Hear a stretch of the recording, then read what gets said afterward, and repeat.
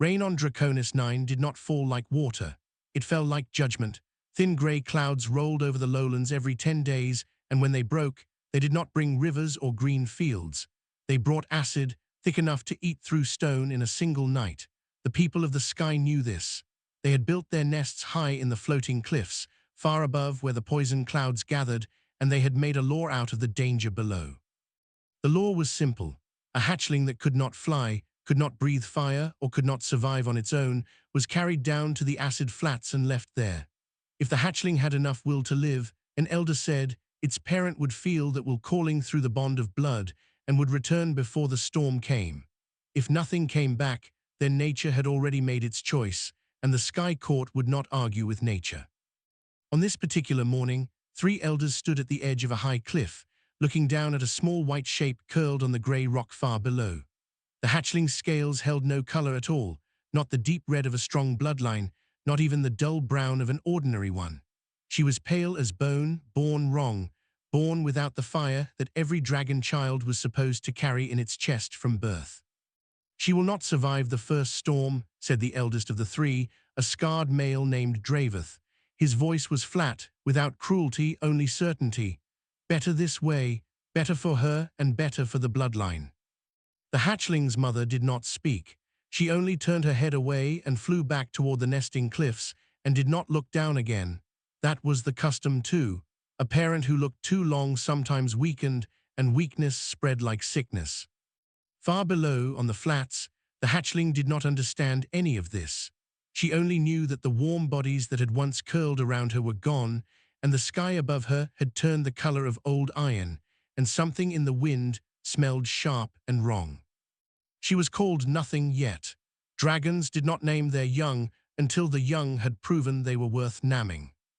50 miles from the acid flats, inside a squat metal building surrounded by a low fence and blinking warning lights, a man named Daniel Reyes sat in front of 3 screens, drinking lukewarm water because the outpost's coffee machine had broken 2 weeks ago and no one had bothered to fix it.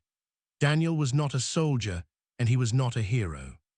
He was an atmospheric engineer, sent to Draconis 9 as part of a 9-person research team that studied storm patterns for a colony that would never actually be built here, not with the dragons controlling every scrap of usable land. His job today was boring: track the storm front, log the acid concentration, send the numbers home. He had done it 100 times before, and he expected to do it 100 times again. Then something on the long-range scanner caught his eye. A heat signature, small and steady, sitting alone in the middle of the flats. Not moving, not a rock. Rocks did not carry heat that evenly, not a large predator either. The shape was too small, too curled in on itself. Daniel leaned forward and adjusted the scanner. The shape resolved slowly into something with wings, folded tight, no bigger than a large dog. A dragon, a young one, judging by the size. He had seen dragons before, mostly from a distance, huge and confident, ruling the skies like they owned the very air. This one did not look like that. This one looked like it was trying to make itself as small as possible, as if it already understood that the world did not want it. Daniel checked the storm tracker out of habit, and his stomach went cold. The front was moving faster than predicted. Much faster. It would reach that spot on the flats in under 40 minutes, and the concentration readings on this one were higher than anything he had logged all season. He waited for a shape to appear on the wider scanner, a large dragon circling back, coming to collect its young before the storm hit. That was how it worked, wasn't it? He had read the outpost's cultural briefing. Parents came back for the strong ones. Nothing came. Minutes passed. The heat signature on the flats did not move except for a small, repeated shiver. The storm front crept closer on the display, a grim grey line eating up the distance between danger and the small shape waiting alone. Daniel stood up so fast his chair rolled back and hit the wall. He knew the rules. He had signed papers about the rules. Humans were guests on this world, tolerated only because they promised never to interfere with dragon custom, never to touch dragon young, never to challenge the old ways of the sky. Breaking that promise could end the whole outpost, could send every one of them home in disgrace or worse. He thought about the rules for exactly 3 seconds. Then he grabbed his coat off the back of his chair, and he ran for the rover bay, and behind him the storm klaxon began to wail, warning everyone at the outpost to stay inside, to stay safe, to stay away from what was coming. Daniel did not listen. He had already made up his mind, somewhere between the first cold feeling in his stomach and the sound of his own boots hitting the floor.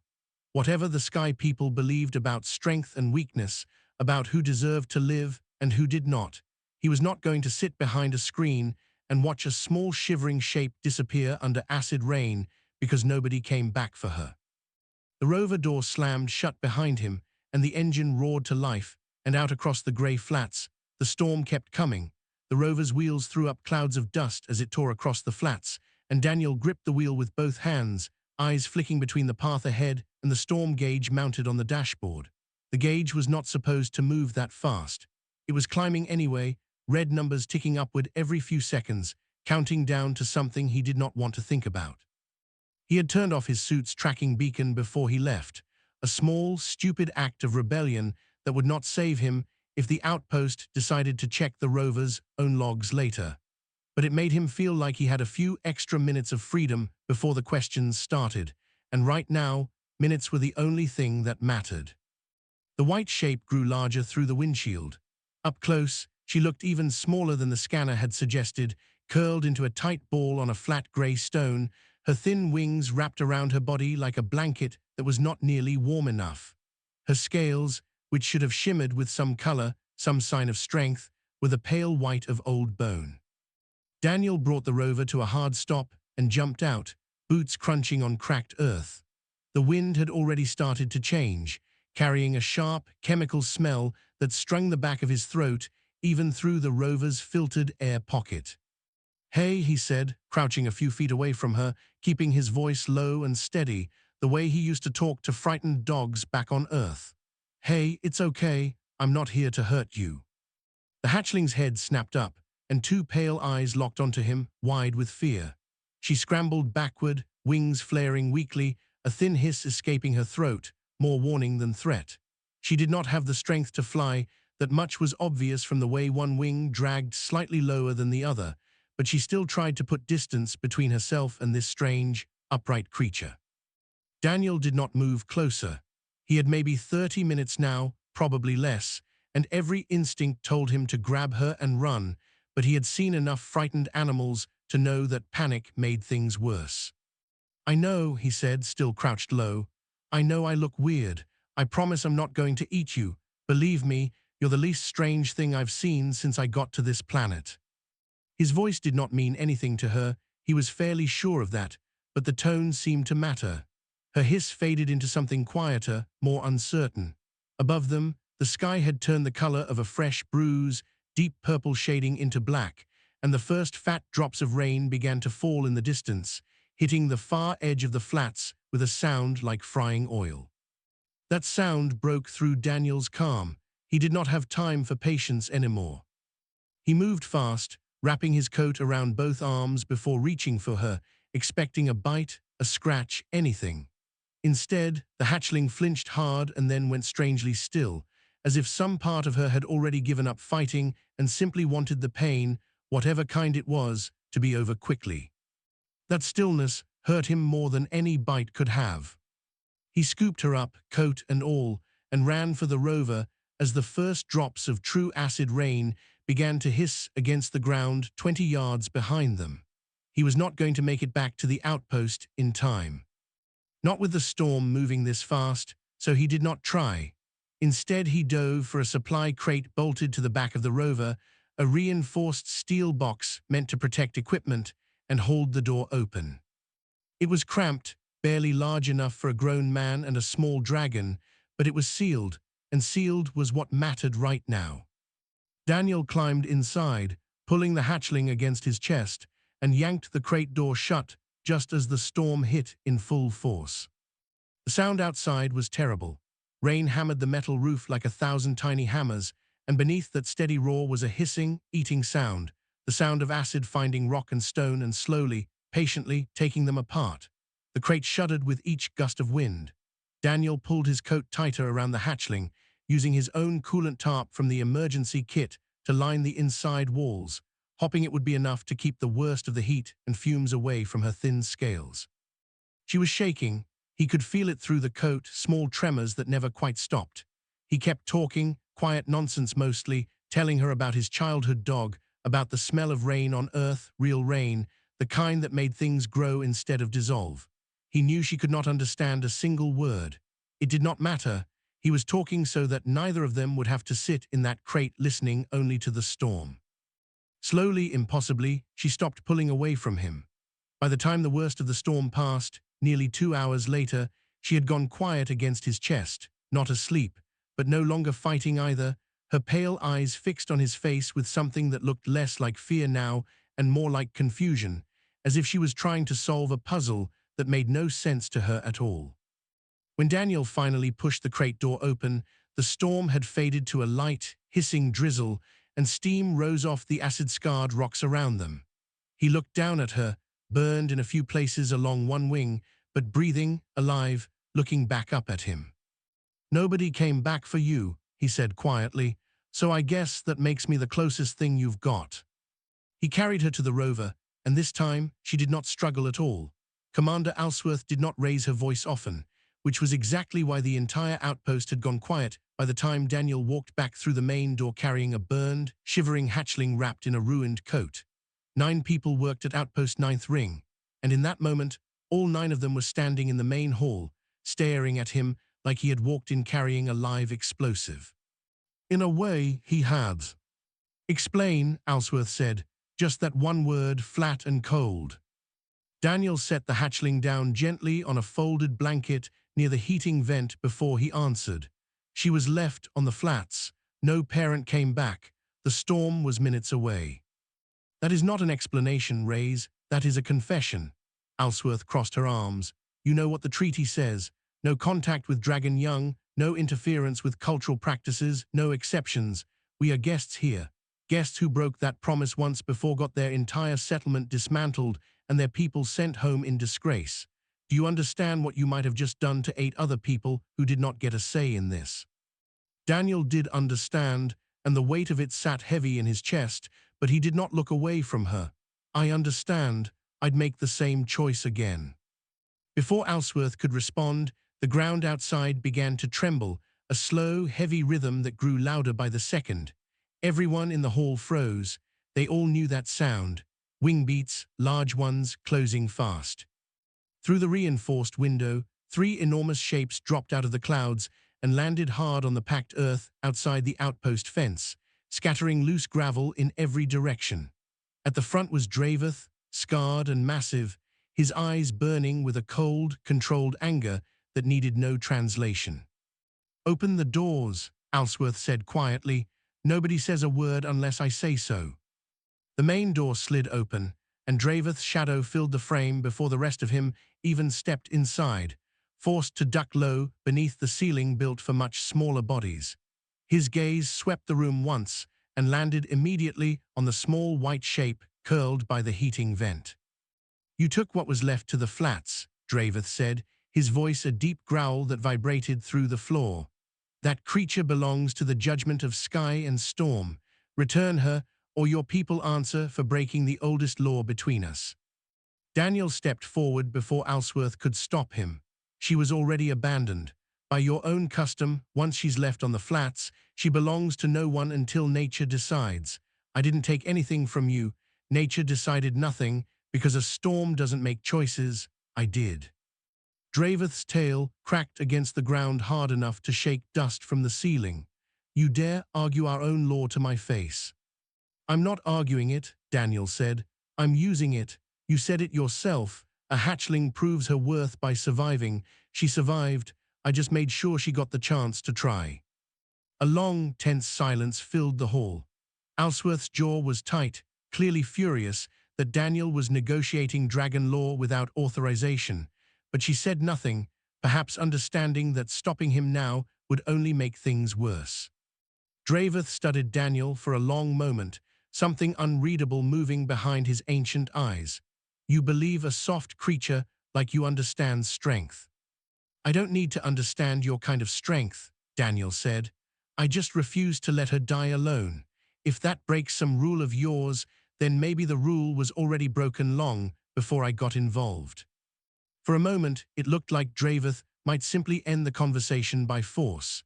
His claws flexed against the floor, deep gouges appearing in the metal plating, but something held him back, some flicker of old law that ran deeper than anger. There is another path, Draveth finally said, each word heavy with reluctance. A trial. If this hatchling of yours wishes to be considered worth more than the judgment already passed on her, she will face the true storm season, alone, unaided, and prove her will beyond doubt. If she lives, the Sky Court will acknowledge her as bloodline, flawed or not. If she dies, then nothing of this day was ever changed, and you will have only delayed what was already decided. And if I refuse the trial, Daniel asked. Then I take her now, and this outpost answers for interference under full treaty law. Draveth's voice left no room for negotiation. Choose quickly, small creature. Daniel looked back at the hatchling, who had lifted her head slightly, watching the exchange with pale, uncertain eyes, as if some instinct told her that her entire future was being decided in a language she could not understand. She'll take the trial, Daniel said, and she'll survive it. Draveth's eyes narrowed, something almost like amusement flickering across his scarred face. Bold words for a creature with no wings of his own. Maybe, Daniel said, but I've got hands, and I've got time, and where I come from, that's usually enough. Draveth turned without another word, wingbeats thundering as the three dragons rose back into the darkening sky, leaving the outpost in stunned silence. Alsworth finally exhaled, rubbing a hand over her face. You just bet all our lives on a hatchling surviving a storm season. Daniel knelt beside the small white dragon, who leaned weakly against his knee, exhausted but alive. No, he said quietly, I bet on her, there's a difference. Outside, the last of the storm clouds cleared, revealing a sky full of hard, distant stars, and somewhere far above them, the Sky Court began to whisper about a human who had dared to challenge a law older than memory itself. Word of the trial spread through the outpost within a day, and by the second day, most of the team had stopped being angry with Daniel and started being useful instead. Not because they agreed with what he had done, but because there was no undoing it now, and every one of them understood that if the hatchling died, the consequences would fall on all 9 of them equally. Daniel had given her a name by then. He had not planned to, but on the second night, watching her sleep fitfully beside the heating vent, he had found himself calling her Vala, a name that meant nothing in particular, just a sound that felt right leaving his mouth when he looked at her. She had lifted her head at the sound, ears twitching slightly, and something about the way she reacted told him it had stuck. The work started the next morning. Vala could not breathe fire, could not fly properly, and her wings, though healing from the acid burns, were thinner and weaker than any dragon Daniel had seen in the outpost's research footage. If she was going to survive a full storm season on the flats, brute strength was never going to be her answer. She needed something else. Daniel began with shelter. He spent long hours in the workshop cutting and shaping scrap metal and old insulation panels into a set of lightweight plates that could be strapped across Vala's back and wings, light enough not to slow her down, but tough enough to buy her extra seconds against acid exposure. It was not a perfect solution. Nothing built by human hands in a few weeks was going to match millions of years of dragon evolution. But seconds mattered, and Daniel intended to give her every second he could. At the same time, he started teaching her to read the sky. The outpost had detailed storm pattern data, years of it, logged by Daniel's own team for research they had never gotten to use for anything meaningful. He rigged a simple display near the training yard, cycling through wind patterns, pressure changes, and cloud shapes, pointing at each one while Vala watched with sharp, curious eyes. She was smarter than he expected, far smarter. Within a week, she had started reacting to changes in wind before the instruments even registered them, tilting her head toward the horizon seconds before an alert would sound. Daniel began to wonder if her kind sensed storms instinctively, a sense dulled in stronger dragons who never needed to fear the weather the way she did. Her wings were the harder problem. She could not fly in the traditional sense, not with muscles that weak, but Daniel noticed something during one of their early sessions in the yard. When she flared her wings at a certain angle and used the wind instead of fighting it, she could glide short, controlled bursts across open ground, using terrain and air currents together instead of raw power. "You don't need to fly like they do," Daniel told her one evening, sitting on an overturned crate while she practiced short glides across the training yard, awkward but improving. "You need to fly like you. Different problem, different answer." She could not understand the words, not really, but by then she understood his tone well enough, and something in the way she chirped back at him, sharp and pleased with herself after a clean landing, told him the lesson had gone in somewhere deeper than language. The bond between them grew in small, quiet moments that nobody back on Earth would have called dramatic. She started sleeping curled against his boots instead of near the vent. She learned to nudge his hand when she wanted attention, a gesture Daniel suspected she had invented herself, since it looked nothing like the aggressive posturing he had seen from adult dragons in the research footage. When he was frustrated with a broken tool or a failed design, she would go still and quiet beside him, watching, waiting, as if she had learned that patience mattered more than noise. Not everyone approved. Alsworth watched the growing bond with a careful, worried expression, aware that the deeper it grew, the harder it would be for any of them if the trial went wrong. A few of the other researchers muttered that Daniel was setting himself up for heartbreak, training a creature for a test that dragon tradition had already decided she would fail. Daniel ignored all of it. He had made his choice back on the flats in the space of 3 seconds, and he was not going to spend the following weeks second-guessing it. High above the outpost, the Sky Court was not silent either. Word of the humans' defiance and the strange trial he had accepted on Vala's behalf spread through the nesting cliffs, and opinions split sharply. Older dragons scoffed, certain the flawed hatchling would die exactly as tradition predicted, proving once and for all that human sentiment had no place interfering with the natural order. But among the younger dragons, curiosity stirred, quiet and dangerous.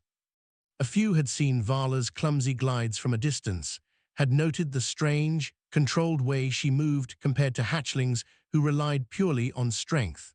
Some began to wonder, in private, what exactly their laws were protecting and what they might be losing by refusing to ask that question aloud. Draveth said nothing publicly, but he watched from a distance more than once, circling high above the outpost in silence, studying the pale hatchling training below with an expression none of the younger dragons could quite read. The storm season was approaching. Everyone could feel it in the shifting winds and the deepening gray of the horizon. Daniel worked late into every night finishing Vala's gear, checking seals, testing straps, running through survival routes on the outpost's maps until he had them memorized as well as his own name. On the final night before the trial storm was expected, he sat beside Vala in the quiet dark of the training yard, her wing resting lightly against his arm, and he found himself talking to her the way he had that first day in the storage crate, quiet and steady, not because she needed the words, but because he did. "Tomorrow I can't come with you," he said, "but everything I've got, everything I know, it's already in you now. That's the best I can do." Vala turned her head, pale eyes catching the last light of the setting sun, and for the first time since he had found her on the flats, she did not look afraid at all. The trial storm did not arrive quietly. It arrived like a wall, a moving line of black cloud that swallowed the horizon whole, taller and darker than anything Daniel had tracked all season. The instruments back at the outpost struggled to even classify it properly, numbers climbing past every reading he had logged since arriving on Draconis 9. Vala stood at the edge of the flats as the Sky Court gathered above, dozens of dragons circling in slow, silent rings, watching the small white shape below with expressions ranging from doubt to open contempt. Draveth landed a short distance away, his presence heavy and unreadable. "The terms remain," Draveth said, loud enough for the watching dragons to hear. "She survives alone, or she does not survive at all. No creature may aid her once the storm begins." Daniel stood at the ridge overlooking the flats, exactly at the edge of what the rules technically allowed, close enough to see, forbidden to act. Every muscle in his body wanted to run down that slope and grab her the moment the first drop of acid rain touched the ground. He forced himself to stay still, remembering every lesson, every glide, every quiet evening spent teaching her that strength could look different than what the sky people believed. Vala turned once, looking back toward the ridge, and Daniel raised one hand, steady and calm, the same signal he had used 100 times in training. Not yet. Wait, watch the wind. The storm hit like a fist. Rain came sideways instead of straight down, driven by winds stronger than anything the outpost's sensors had predicted, and within seconds, the flats disappeared beneath a churning gray haze of chemical mist. Daniel lost sight of her almost immediately, his stomach twisting into a hard, cold knot. Below, Vala moved exactly as she had trained. Instead of trying to outrun the storm in open ground, the way instinct might have told a stronger dragon to do, she used the low ridges and broken rock formations Daniel had mapped out with her weeks earlier, ducking behind cover the moment each gust shifted, reading the pressure changes in the wind the way he had taught her, moving only in the brief windows between the worst bursts. It worked for a while. Patch by patch, ridge by ridge, she made steady progress toward the deep rock shelter they had identified together as her best chance of lasting the night. Then, halfway across the flats, disaster struck. One of the metal plates Daniel had built for her, weakened by an earlier gust that had torn loose a securing strap, ripped free entirely and spun off into the storm, exposing a section of her side directly to the rain. Vala shrieked, more in shock than pain at first, stumbling sideways as the acid began eating into unprotected scale.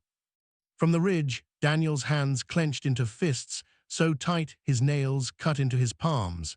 Every rule screamed at him to stay put.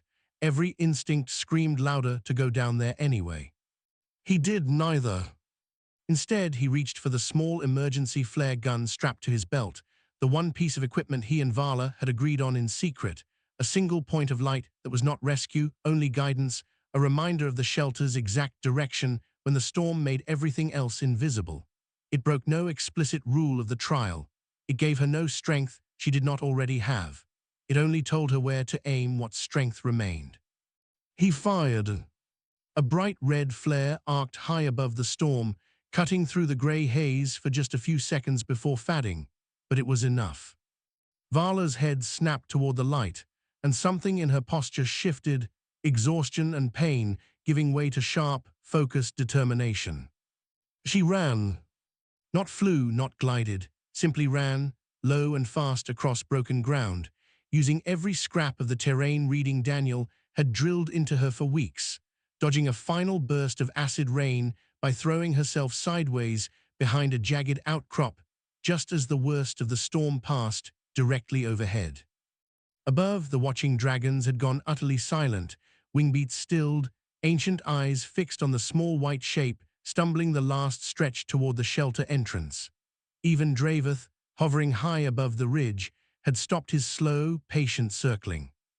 Vala collapsed just inside the mouth of the rock shelter as the storm reached its peak violence outside. Unable to go another step, breathing hard, scales burned and raw along one side, but alive, sheltered, safe from the worst the sky could throw at her. She had made it there alone, guided by a single point of light, yes, but her own legs had carried her, her own mind had read the wind, her own will had refused to stop moving even when pain screamed at her to give up. On the ridge, Daniel finally allowed himself to breathe again, legs nearly giving out beneath him with relief. He did not cheer, did not shout, simply stood there in the driving rain outside the shelter zone, staring at the spot where she had disappeared into safety, feeling something loosen in his chest that had been wound tight for weeks. The storm raged on for another 6 hours before finally breaking apart into scattered drizzle, and as the first grey light of dawn crept over the horizon, the watching dragons began, one by one, to descend toward the shelter entrance, drawn by something none of them could quite name yet. Inside, Vala lifted her head weakly as light spilled through the entrance, meeting the stunned, silent gazes of dozens of dragons who had expected, by every law they had ever known, to find nothing there at all. She had not been strong in the way the Sky Court measured strength. She had never breathed fire, never soared on powerful wings, never fit the old definition of a hatchling worth saving. She had survived anyway. By the time Daniel reached the shelter, half running, half stumbling down the wet slope with no regard for the trial's remaining formalities, the rock entrance was already crowded with dragons, their massive bodies pressed close together as they stared at the small white shape resting inside. Nobody stopped him from pushing through the gathered wings and tails to reach her side, and he was fairly sure that if anyone had tried, he would have gone through them anyway. Vala lifted her head weakly at the sound of his voice, chirping once, a tired, familiar sound that meant she recognized him even through exhaustion and pain. Daniel dropped to his knees beside her, running a careful hand along the burned section of her side, relief and anger and pride tangled together so tightly in his chest that he could not have separated them if he tried. "You did it," he said quietly, voice rough. "You actually did it." Draveth landed heavily just outside the shelter entrance, folding his massive wings with slow, deliberate control, and the crowd of watching dragons parted instinctively to let him through. He studied Vala for a long moment, his ancient eyes moving over her burns, her exhaustion, the unmistakable fact that she was alive, breathing, aware, victorious by every measure their own law recognized. "The terms were survival," Draveth finally said, his voice carrying across the silent gathering. Alone, unaided, once the storm began, his gaze flicked briefly toward Daniel. A single light in the sky changes nothing of that. It gave her no strength. It gave her only direction, and direction is not the same as rescue. A murmur rippled through the assembled dragons, some nodding in reluctant agreement, others clearly unconvinced, but none willing to challenge Draveth's judgment outright. "By the old law," Draveth continued, "she is bloodline, flawed in body perhaps, but proven in will beyond any doubt this court has witnessed in many seasons." He paused, something almost pained crossing his scarred features, as if the words cost him more than anyone watching could fully understand. "The judgment passed on her at birth is overturned." The words landed heavy across the gathered crowd. For creatures who had lived by the same unbending law for longer than human history had existed, overturning even one small judgment carried weight far beyond a single hatchling's life. Daniel helped Vala to her feet, supporting her weight as she wobbled, still weak from the night's ordeal, and together they stepped out from the shelter to face the full gathering. Whispers spread through the assembled dragons, some directed at Vala, others clearly aimed at Daniel himself, the strange, soft creature who had defied ancient custom and somehow walked away not just alive, but vindicated. Not every dragon watching looked pleased. A cluster of older elders near the back of the group exchanged sharp, disapproving glances, clearly unwilling to let go of centuries of traditions simply because one storm season had gone differently than expected. Change, Daniel understood, would not come easily or completely, not from a single trial, no matter how dramatic. But among the younger dragons scattered through the crowd, he saw something else entirely: quiet, curious expressions, a few even edging closer to get a better look at Vala, as if reconsidering everything they had been taught to believe about weakness and worth. Back at the outpost, Commander Alsworth stood waiting at the fence line when Daniel finally returned, Vala walking unsteadily beside him, exhausted but upright. Alsworth's expression was hard to read, somewhere between relief and lingering frustration. "You do understand," she said slowly, "that this changes everything about our relationship with the Sky Court. We can't just pretend this didn't happen." "No," Daniel agreed, "we can't." Alsworth studied Vala for a long moment, then let out a slow breath, some of the tension leaving her shoulders. "For what it's worth, Rays, that was either the stupidest thing I've seen in my career or the smartest. I'm still deciding which." "Ask me again in a few years," Daniel said, allowing himself a tired smile for the first time in days. The weeks that followed brought slow, careful changes neither side fully understood yet. Draveth, against every expectation, returned to the outpost several times, not out of friendship exactly, but out of a grim, curious respect that neither of them bothered naming aloud. Discussions began, cautious and formal at first, between the Sky Court and Alsworth's team about what other old customs might deserve a second look, now that one small hatchling had proven the oldest law wrong in front of the entire court. Vala grew stronger through the following months, her wings never matching the raw power of a full-blooded dragon, but developing their own particular grace, low, fast glides that used wind and terrain in ways older dragons rarely bothered to learn. She spent most of her days near the outpost now, welcomed by dragons and humans alike in a way that would have been unthinkable before that single storm season. On a clear evening many months later, Daniel stood at the same ridge where he had once fired a single flare into a raging storm, watching Vala practice slow circles above the flats below, imperfect, uneven, but undeniably her own. She caught sight of him and dropped lower, gliding close enough to bump her head gently against his shoulder before rising again into the evening sky. The old law of Draconis 9 had said, for longer than anyone could remember, that only a dragon returns for its own, and that anything left behind on the acid flats had already been judged by nature and found wanting. Nobody argued that law anymore, not exactly. But now, whenever the Sky Court told the story of the Albino Hatchling and the storm season she survived, they added one line that had never existed in the old telling. No dragon had returned for her. One human did.